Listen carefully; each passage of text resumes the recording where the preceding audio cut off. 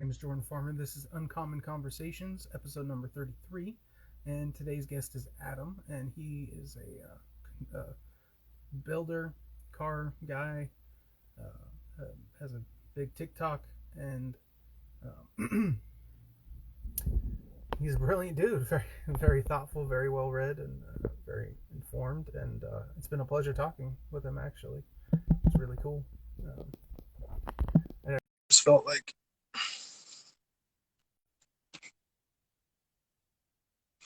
we'll see if he gets here. It'll be a minute. I just invited him. Um, so hopefully he'll get over here soon and we'll be able to hop on. Hello, Joey. Nice to see you.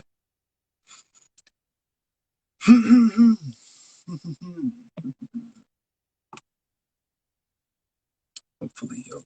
There we go.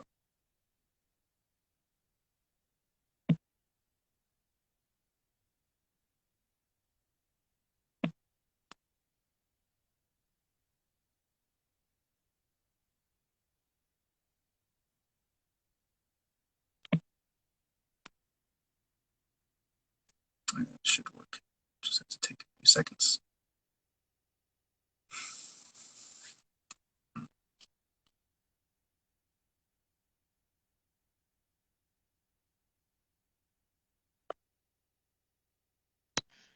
There we go.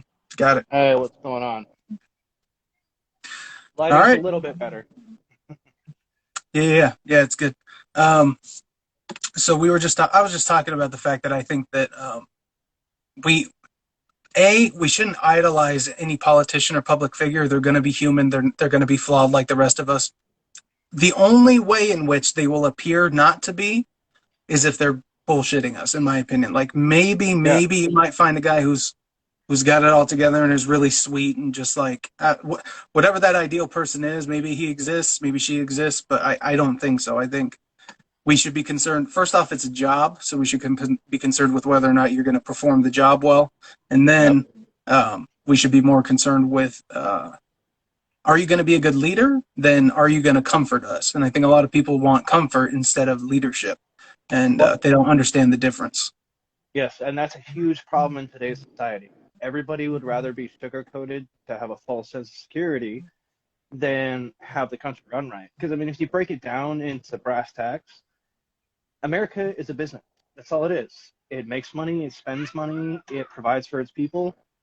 No better person to run a business like that than a businessman. Doesn't matter whether he's arrogant, whether he's human. Doesn't matter if it's Trump or whoever. I don't give a shit who it is. Whoever runs the business best is who should be there, in my opinion.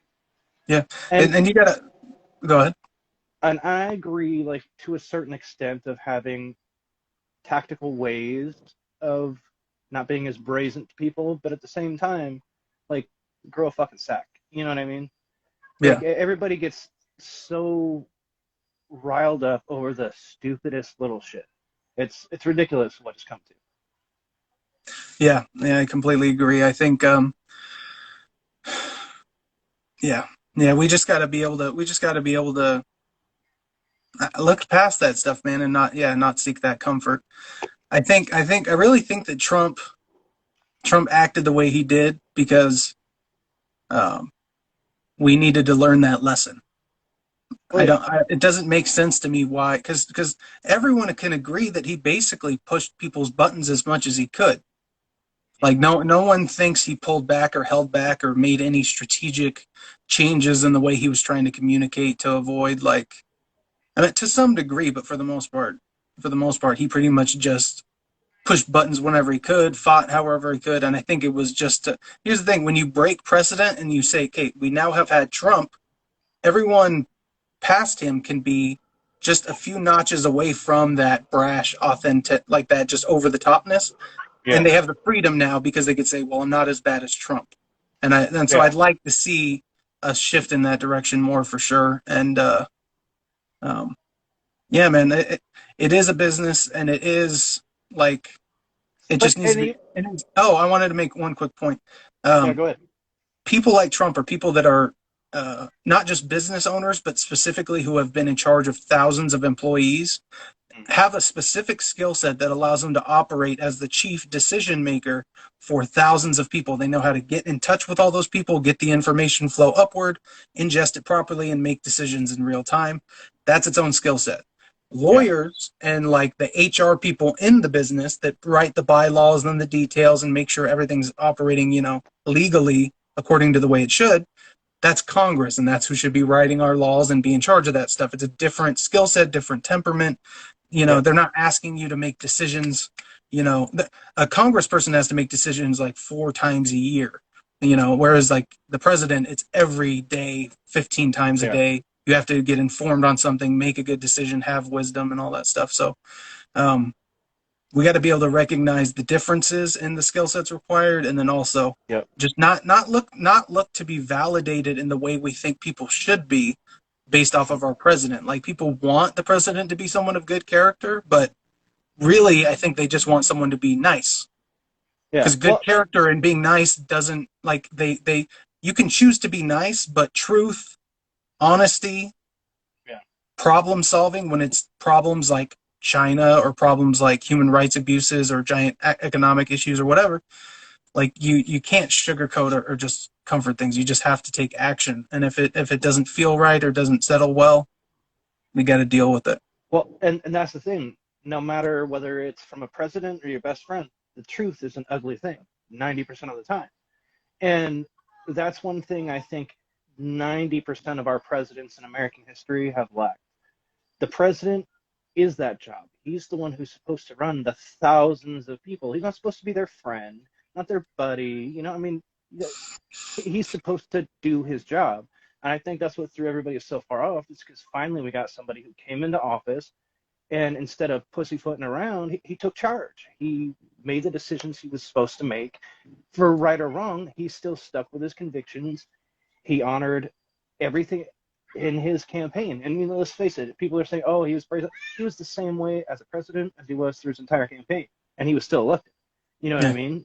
They knew what they were electing. And what people don't understand is if you go and watch him in 1987 and in 2005 and in 2015, it's the same dude. Yep. It's with a little bit more. Once he did the reality TV thing, he became much more of an over-the-top salesman, because it was selling his personality and brand. It's selling him, not just selling a product or a thing. So it was kind of like he had to always be on. But yeah, if you watch, like, and when it comes to policy, like he's had the same basic worldview where he's a hawk, but he believes in avoiding conflict where he can.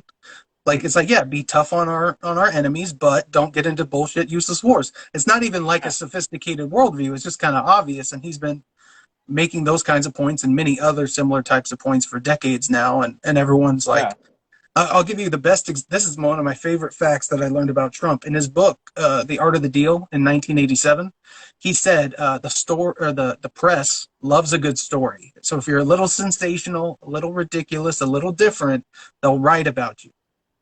That was in 1987. We're 40 or 34 years past that. It's just like that just has escalated, and he's just perfected that even more too.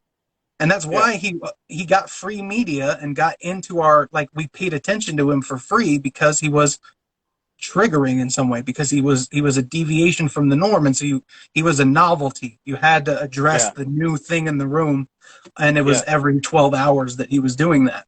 And so and I think even with that, you could think about, I think everything he did synergistically worked well together, because we should be paying more attention to politics, and the level of attention we're paying to politics now, even after all the exhaustion from Trump, is 10 times what it was 4 years ago. We had the biggest turnout, like by a huge margin. We had the biggest turnout in political history in 2020.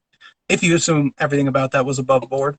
About 7 months before everything happened, I made a joke that once they started changing all the laws and everything to deal with COVID, I made a joke that if we got world record-breaking turnout for Biden, that we would know what happened. And that's what happened. And so I was kind of looking back like, did I really call it that well? But but that's its own thing. But the easiest way to understand that, and this, there's two sides to it. There's, did fraud happen, and then there's, can we do anything about it? On the did Yeah. fraud happen front, the way California, just California, and this is a national issue, California will let you register to vote at a new address with just the last four of your social or a driver's license. Not an ID or anything. You just need the info and to send it into the mail. Then you get processed, and then they ship to that address your ballot.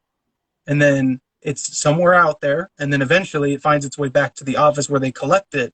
And you don't even have Yeah. to show an ID to turn yours back in. You could turn it on behalf of other people. You don't need to show an ID. So from the time it leaves those printing things and gets in the mail all the way up until the time it comes back and gets processed, there's no chain of custody, no security, and Yeah. 50% of people who can vote don't vote. So that's Oh, 50% of the votes that can be manipulated, and they'll never check on that vote afterwards anyway. So, and there's lots of reports of people saying that they were told that they had already voted, but they hadn't, and so like we've even seen that. So, um, a lot of fraud definitely or almost definitely happened, but uh,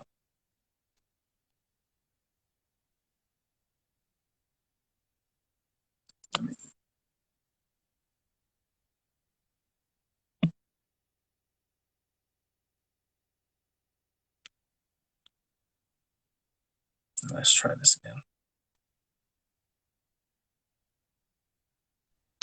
all Okay, right. all right, we're I back. I could hear Um, you the whole time, just so you know. cool. So I wait. What was that? I said I could hear you the whole time. I just couldn't see you. Oh, okay, okay, gotcha. Yeah, so fraud almost definitely happened, and a certain amount of it is untraceable, which means we have to move on. Like there's no way to go back. Those specific ones I just talked about, there's no way to go back and verify which ones of those were legit or not because there was no chain of custody, there was no Very true. documentation. Very So true. But okay, so then what's your opinion on the Maricopa County, Arizona thing? Because there is actual evidence. There's evidence of all of it. Just the Supreme Court judge that was actually dismissed, what was it, a few days ago and replaced, or like a week ago? Um, Supposedly Republican, only ever sided with Democrats, and wouldn't hear anything of it. He wouldn't let it be presented with anything. Now with this new judge in there, things could be different. And I mean, I know it's going to take a lot of evidence to prove otherwise. And I don't think it's so much the evidence or the turnaround because 90% of Americans know they made a mistake last election. Like that's just fact. yeah, no. In the But last 8 months, a bunch of people have been like, "Whoops." yeah, well, and that's one of the favorite things that I hear all the time. Even though I don't identify as a Republican, I hear the best thing that Biden has done is make more Republicans. And There's no it's question true. about that. Yeah. But I mean, and it's not so back to the Arizona thing. It's not so much about the action they can take because of it, but they need to bring the awareness and change their ability to be able to do so. Because if they're able to do it now, what's to stop them from doing it on something just as important or if not more important in the future? And especially in California. Like, yeah, I don't agree with mail-in ballots or anything. I think it should be everybody has to show their ID. Like, get off your ass, go, show your shit, vote, and that's that. Granted, I Yep. understand all senior citizens stuff like that. It's hard to do, but even if we make those exemptions, that leaves it open for that much more fraud to happen. Yeah, I'm in favor of. It really annoys me when people push back against this because it doesn't make any sense why you would. But a guy who's running for Congress pushed back against this, and I think it's just because he's a tool. But he said, I said we should have a national holiday for voting. That way, no one has an issue where it conflicts with work. And whenever you have an election in a local area, everyone gets the day off. And just we Yeah, all know we got to shut down business for a day. Essential things like that want to stay open can, but if you want liquor, you just got to buy it the day before and stock up a little more. yeah, And then obviously hospitals should stay open. And then once you do that and the excuses are gone, then you just say you have to show up in person with an ID. yeah, And like you need to have mechanisms so if people reject you because of your ID, even though it was a legit ID, you can, you need those kinds of things. And to the Maricopa County thing and the Arizona thing, I honestly like it's one of those things where it's like 2 + 2 equals, and then it's just a question mark. yeah, Like yeah, it's like okay, we know that there's ballots, we know that there's issues with accuracy and stuff like that. and it should be addressed, but by whom, what's the process, and who's going to actually have the testicles to push this through? Because that's the thing. Like, unless you're the person in power that can make it like happen, or unless you're the judge that can choose to not do anything about it, like we're sort of sitting here, especially in California, and you said you're in Missouri. Yep. We just kind of have to sit here and watch. I have one friend, his name's Angel. He's a Russian troll gang on Instagram and TikTok. He's a hilarious dude, very smart. I'm a big fan. And he's there in Arizona, and so he knows the people that are sort of there. I want to do a podcast. I'm going to do a podcast with him, I think tomorrow night, or we'll just talk. I might go on his YouTube, I think, and I'll get a little bit more info from him about that. Here's the thing. So here's like where I'm at. I'm like, I feel like my understanding is there's concrete evidence of fraud, like you pointed out, that some stuff happened enough to sway the election. Then something has to be done about it, and it just seems like there's no one at the wheel there. Like there's no one that's willing to pull the trigger. Everyone's trying to retreat to the shadows and not deal with the issue.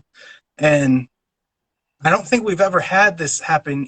We had one instance before where the wrong president was elected by the Electoral College, and I think he was just allowed to stay in office. Now, I don't know if it was within his term that they discovered that it was bullshit and that they had manipulated things, but I don't know what the process is. I never sort of thought about it beforehand. Like, what if there's an issue with the election security? What are our mechanisms for solving it, and what do we do? I don't know. And so I hope something comes out of this Arizona thing, but I don't know. Well, and that's my problem with politicians as a whole. Like, I get it. They want their cushy jobs, shit like that. But as a politician, if there's something wrong like this, there should be at least one politician out there willing to stand up and fucking do something about it, you know? Raise some hell, make some laws. That way, if this happens in the future, there is repercussions. Because, yes, the 90% chance there's nothing going to be done about it. But it does need to be addressed. Because if not, it's going to continue happening. And as time progresses and the way this administration is running things, like freedoms, liberties, all that are being taken away, what's the next step? Are we just going to be another Australia, Canada? Like, how's it going to be? Especially they're pushing so hard to take away our Second Amendment rights and actually have them revised by international review, not national.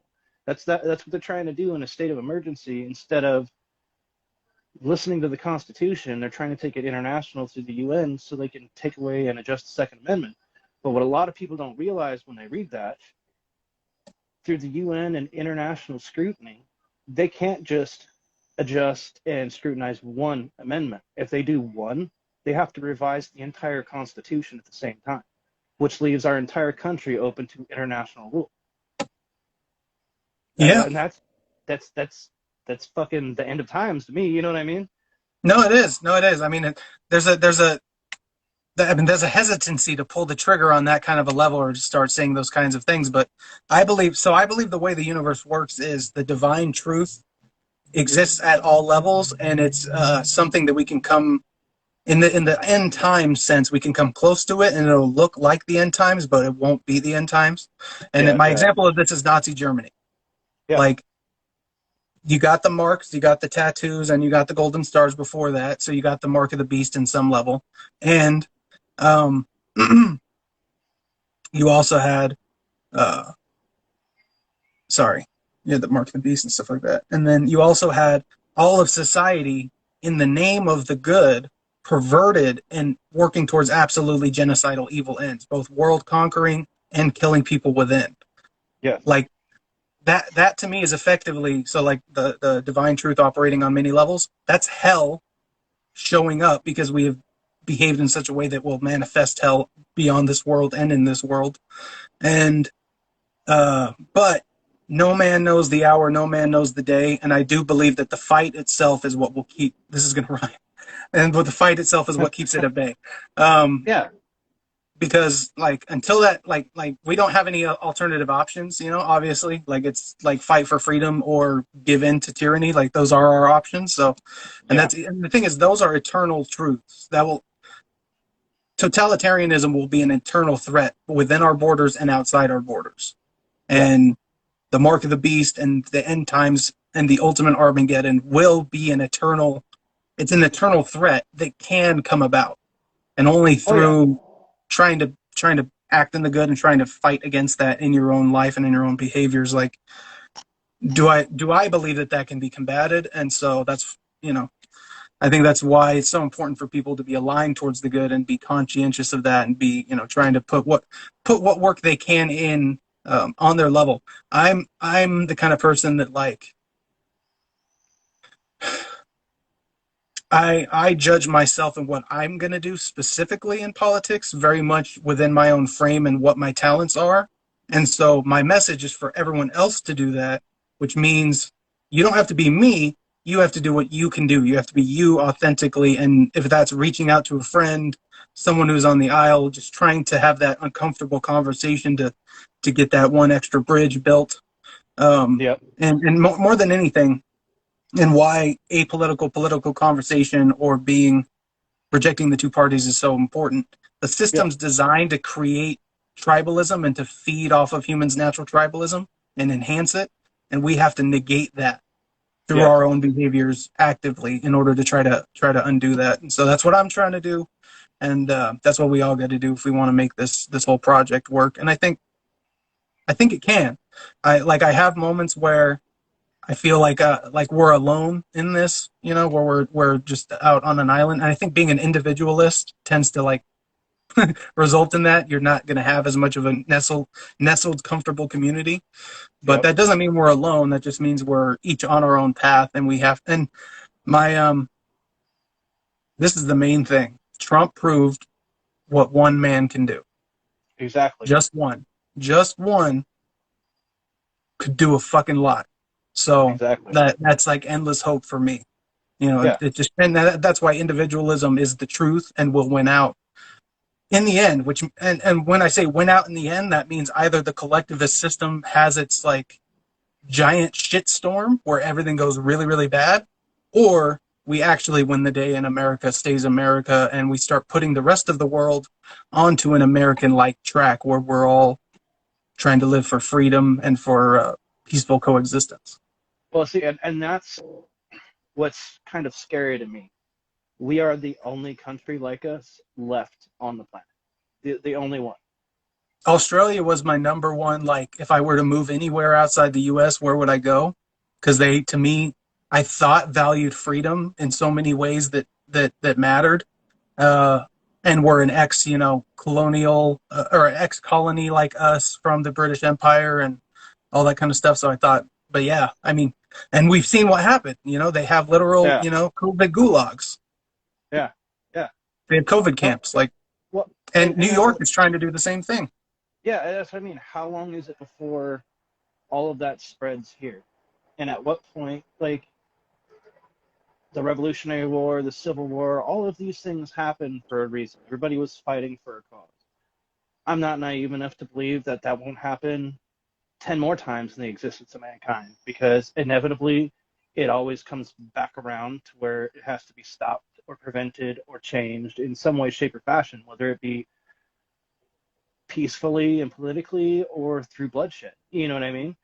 Yeah. And that's like people like me. I know there's thousands, probably millions of people out there like me. Like, I've had my dark days in my youth where I've seen death, I've seen fucking hatred. I don't want to go back to that. And I'm praying for a peaceful solution to all of this. Like, America was founded on freedom and being able to be you without being censored. And I believe it should be preserved because there's no other place like it. And if this place folds, there never will be. You know what I mean? Yep. And while I pray for peace but would be prepared for war, I would rather, if something of that disastrous proportions happen, I'd rather it happen during my lifetime so my children and everyone else's can live free. You know what I mean? Yeah. Like, I'm no spring chick, I'm 40, but I still got a little bit of fighting good in me. Like, Hmm. I Hmm. just, I pray it doesn't come to that. And sadly, like in, like you were saying, Germany, World War II, places like that, that's what it results in. And I think that's what's troubling 90% of patriotic Americans nowadays is how long do we sit before there's actually action taken? You know what I mean? When do we hit that? When do we find ourselves in the corner and we don't have any more choices? I Exactly. think I think that luckily, and this is one of my main areas of hope, is the center left coalition under Biden has collapsed.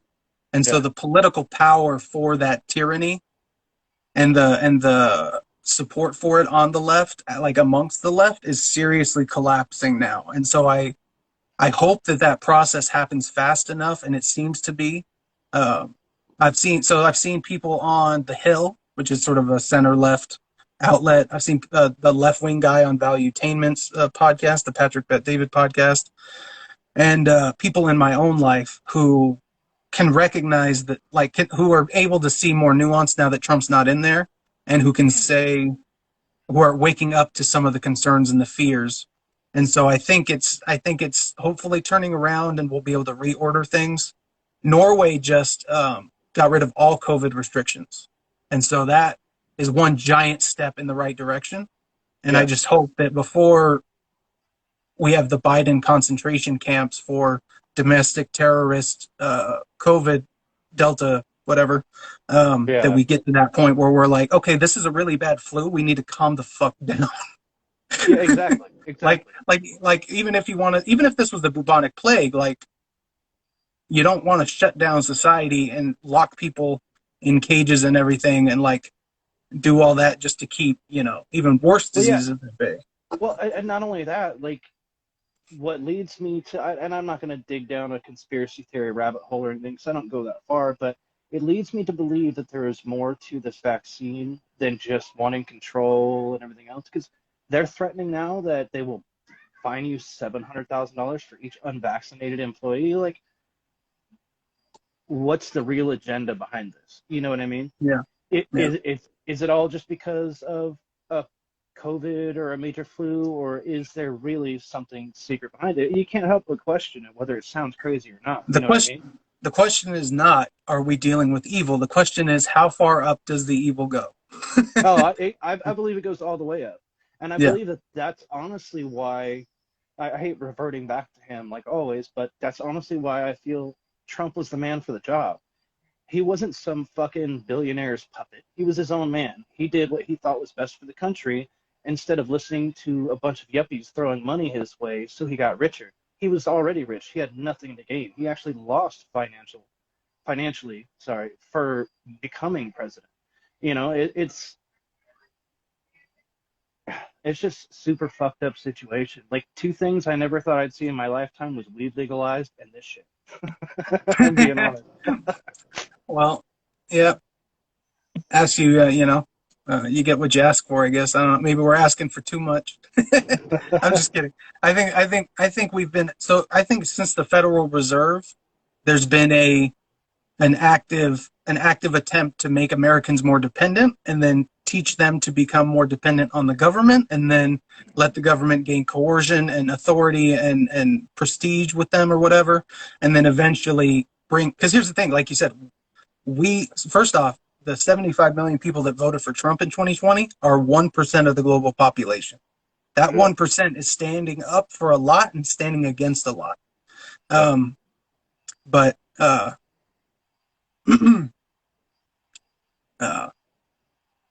I don't know where I was going with that. But anyways, Trump, Trump is definitely a solid guy, and we need independent people like him. I'll just let Yeah. you take it over because I kind of lost track of the thing. No, yeah, and I completely agree. Like, where to a lot of people, conservative or liberal, doesn't matter. Yes, he might be brazen, he might ruffle your feathers, he might piss you off. To cut down to the fact of it, that's the job.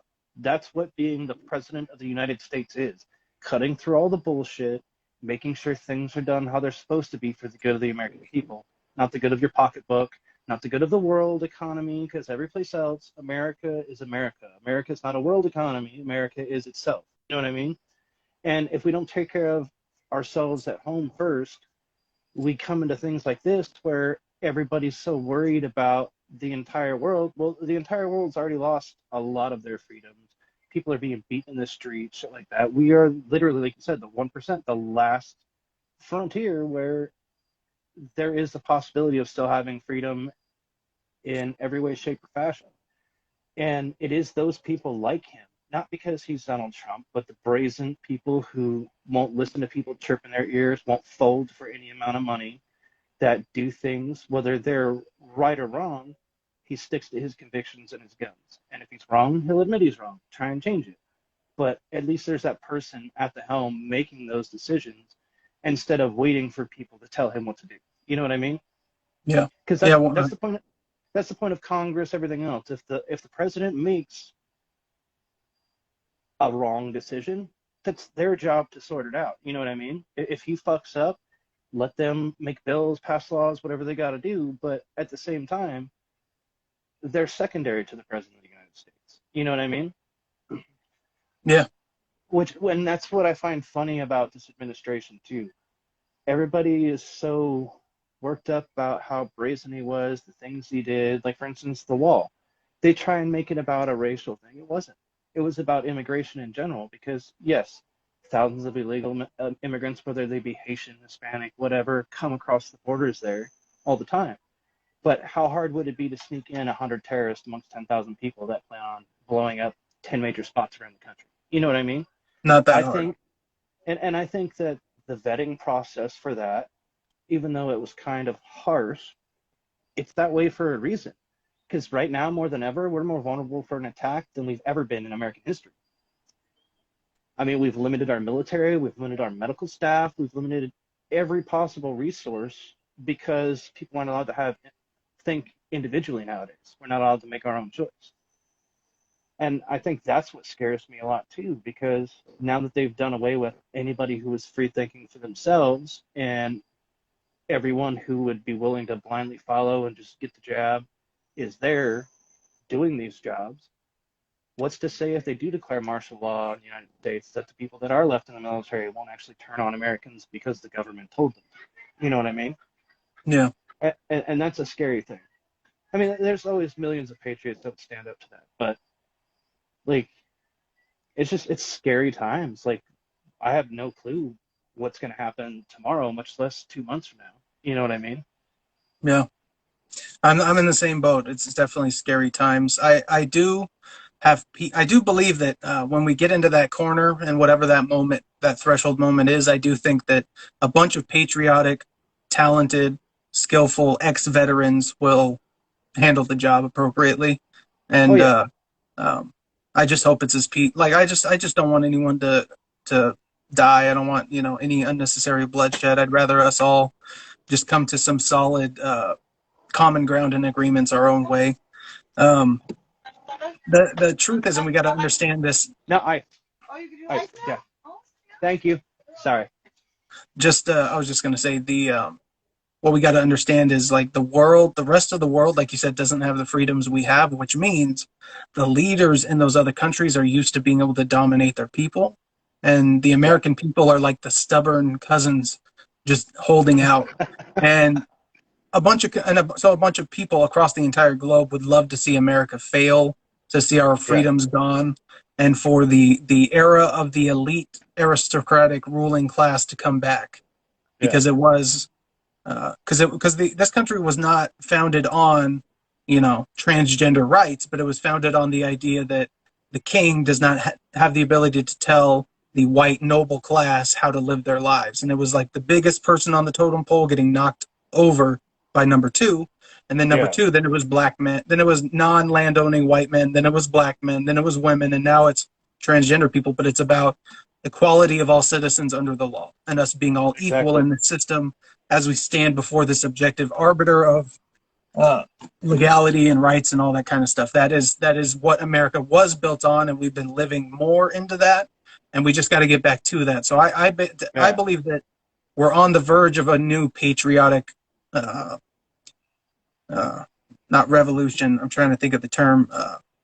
They use it in church, a revival. There you go. Yeah. We're on the cusp of a majorly patriotic revival where we realize even the transgender movement is an extension of this broader American ethos, and that the rest of the world, Yeah. to the illegal immigration point or the border issue, the rest of the world is not friendly to us. Like, some of them are No. for sure, but not all of them. And you Yeah. can't just let everyone in uh, just, you can't just let everyone in without vetting or whatever, because you run that risk of like you said, people that would want to do harm to Americans being able to Yeah, come in, because it's by definition almost uncontrolled immigration, unvetted, uncontrolled immigration. So you don't know.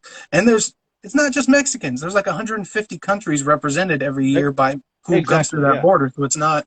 There's yeah. Haitians. They were just talking about Haitians getting beaten by that dude on the whip on the horse, like So that. actually, that's false news. A lot of people are not educated on actually riding fucking horses. There's two types of reins. There's a solid rein, which is a loop that goes around, and there's split reins. When you're riding split reins, you actually slap the horse on the ass with the reins. That's what he was doing in that picture, is riding his horse as they were approaching him. And they're using that to try and produce some type of racial divide because he was an immigrant or this or that. It's bullshit. And yes, there's a lot of Americans that know that shit is false. But there's also a lot of Americans that buy into that falsely stated stuff they're preaching. And it's turning anger and hatred in the wrong direction. And I'll be honest with you,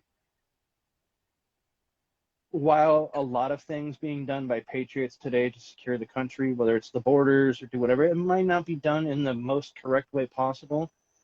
You know what? It shouldn't be their fucking job to do it. The government should have a handle on it, and it should be done correct. If they want it fucking done right, then put your people in place like you're supposed to. Have your border patrol done exactly as supposed to.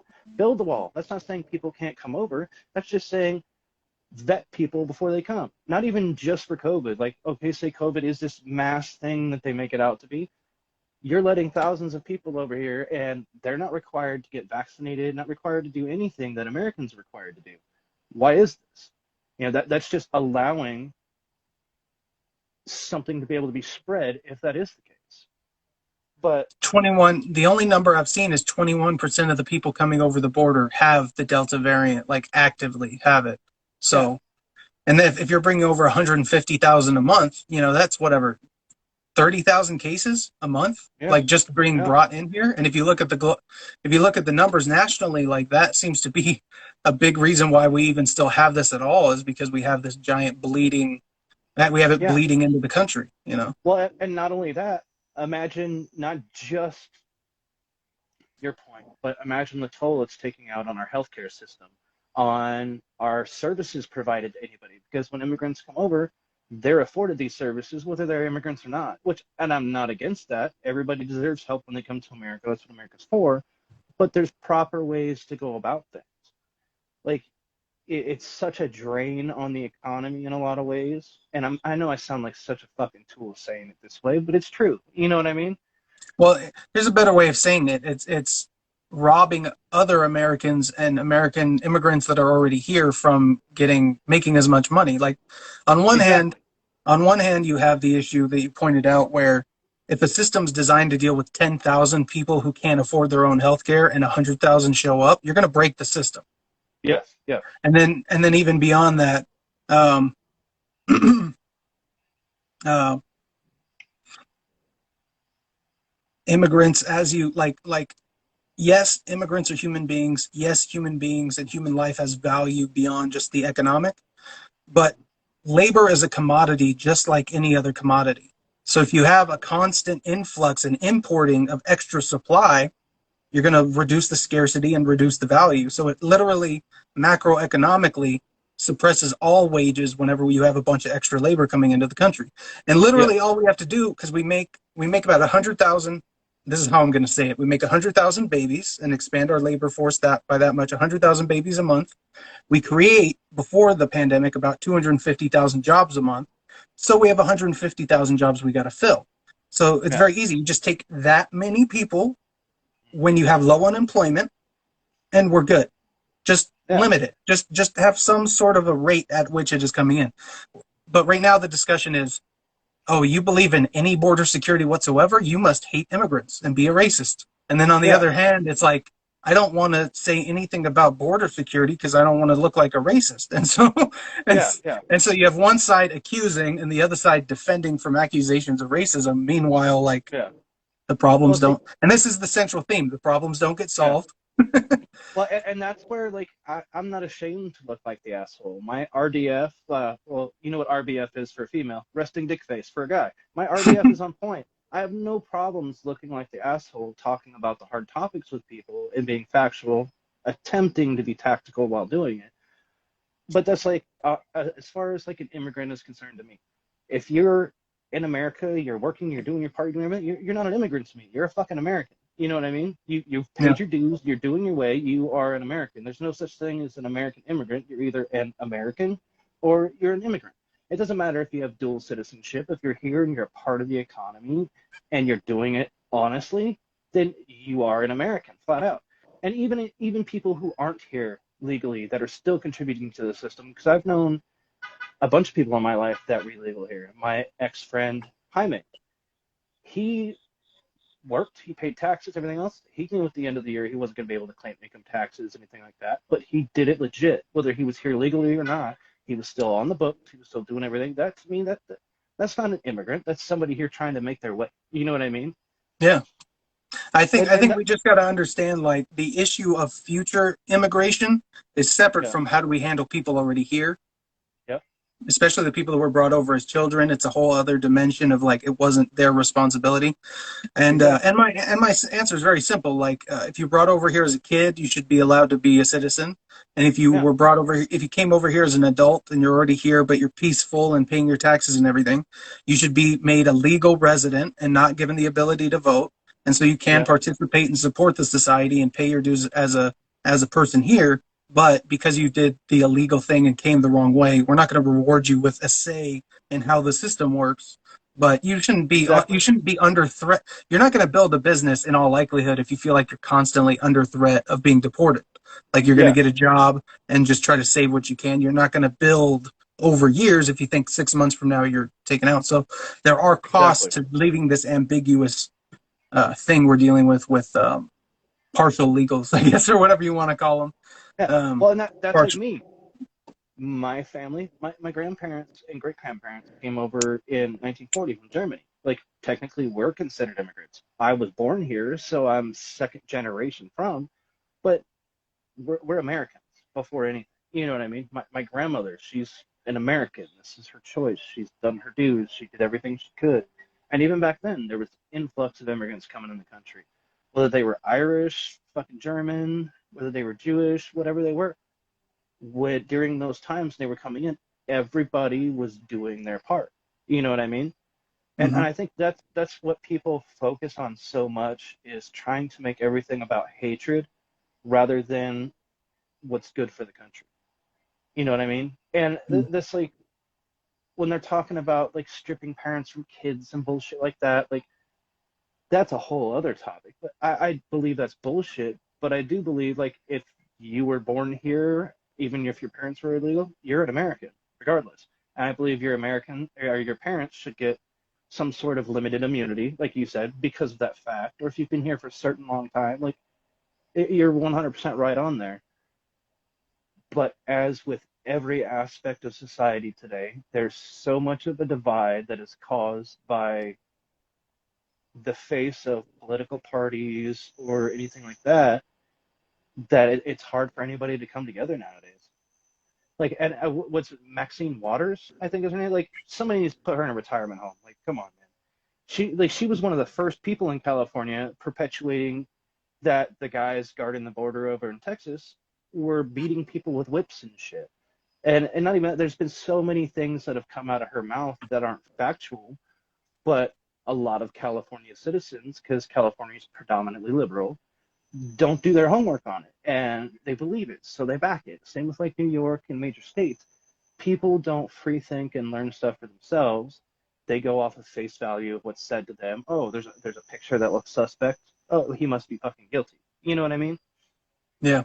Yeah, it's interesting. I just thought about this because there are different strategies for learning. So I sort of have approached learning about politics in three central ways. There's the way most people do it, specifically the people we're talking about, which is plug into the people and what they're saying and try to sort of learn what they're saying and develop a sense of that territory. Not so much any political thing, but what are the people talking about? And so I do that to stay plugged in and to make sure I can try to actually say, I know what you're thinking this thing, and it's true to this degree, but not quite to this degree, and this is sort of where I took my thinking with that. I have to stay plugged in there. The second one is find the smartest people you can find and try to basically learn from them and absorb what they have to say about politics. And that's going outside of the group, but still looking at other people and then doing that. And the third, which is the most powerful, is do it yourself. Do the thinking yourself, do the data research yourself, and try to have like an experience or a knowledge-based perspective, not just a, well, this is what I heard. And so exactly. Like from within and then from without, but your peer group or just people, and then the smartest amongst them.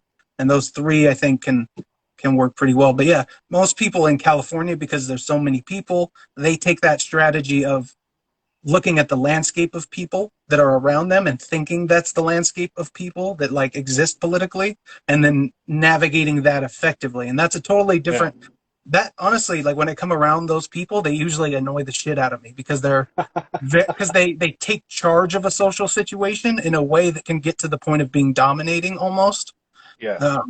And only because I'm so differential to other people, being that like taking the reins, so to speak, almost is like offensive to me in a weird way. But it's 100% a personality thing. I don't think it's like a good or a bad thing. I think it's just my personality is very different. So I don't like the control from the other person. I don't like them dictating the terms of the engagement. I want it to be open and amiable. But maybe I'm just, I don't know. That, there's endless questions about, what the ultimate intent of stuff is.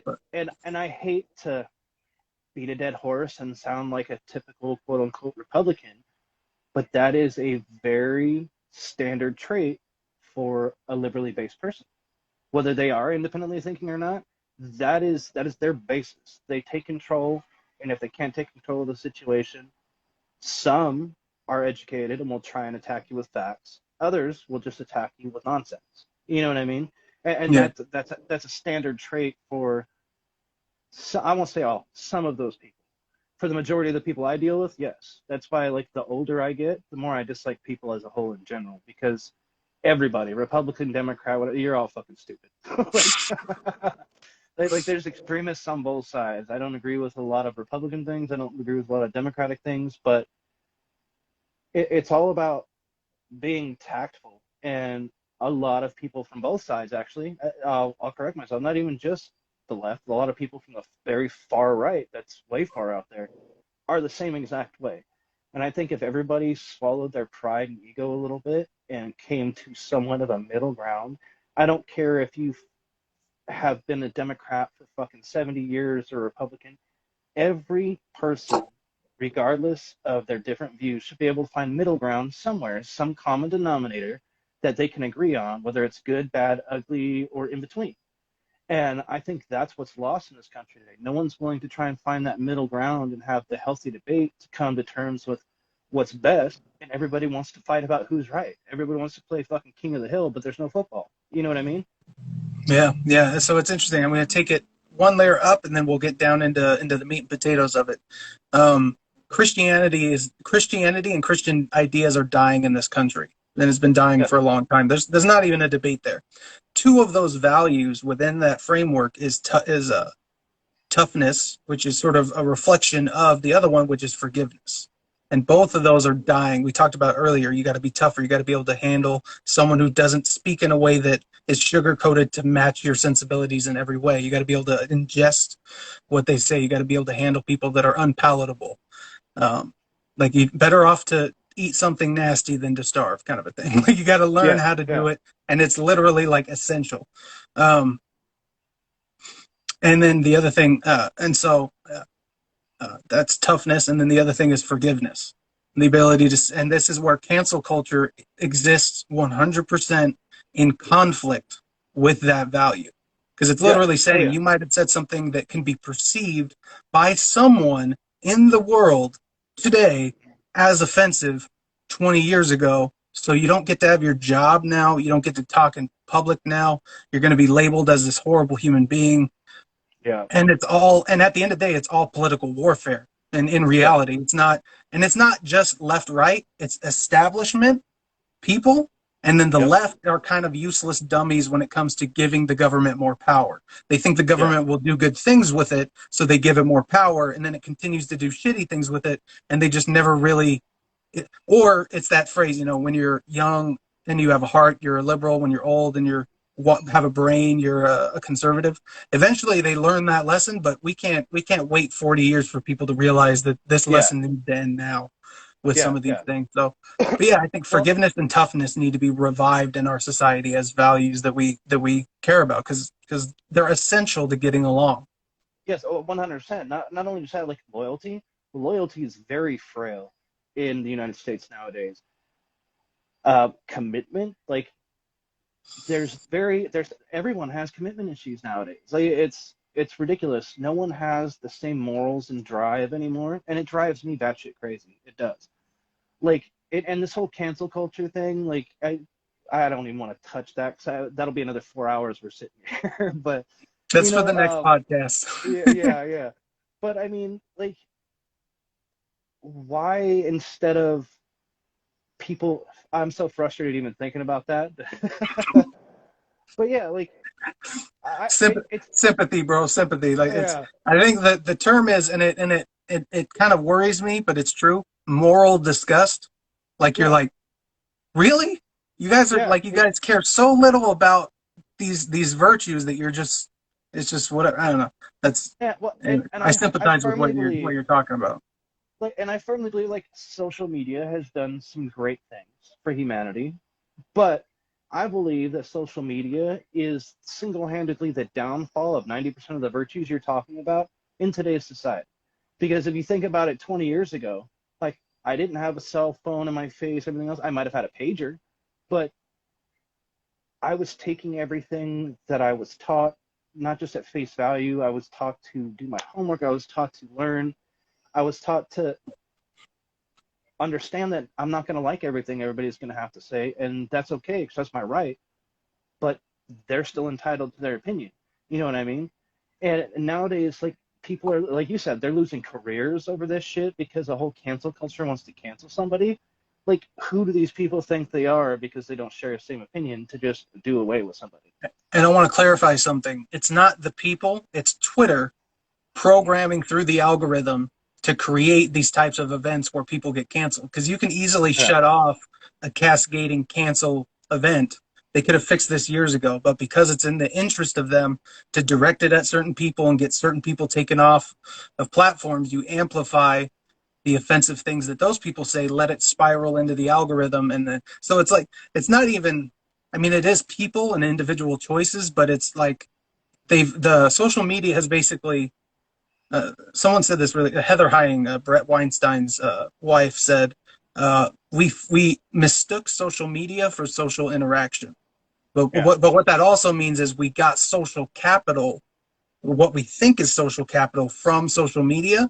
But with all the bots and all the manipulation and everything in the background, that's not actual, authentic, organic social interaction. It's Oh yeah. manipulated and warped. And so um, Like, I it's think very cancel warped. Like, culture isn't just a phenomenon of the values of individuals, but it's an intentional tool used by the powers that be.